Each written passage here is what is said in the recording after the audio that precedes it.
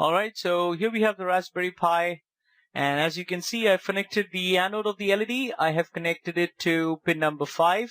That is the board numbering pin number 5, and the ground, that is pin number 6 of the LED, has been connected to pin number 6, has been connected to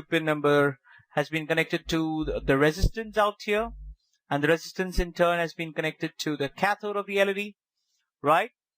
And we can see that happening, of course. Another thing, let's have a look. We are going to send an on and off from the Raspberry Pi, so I'll just send the commands right away, just a second.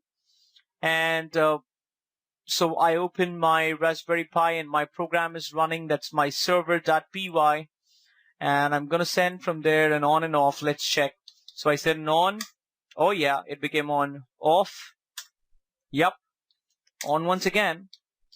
Off once again. On. Off. And of course, I'm going to write an exit. And it's bold clean. Now I can't send any more. Right? So this is how over the network I make an LED using the socket. I make the LED. I control the LED using over the socket. All right.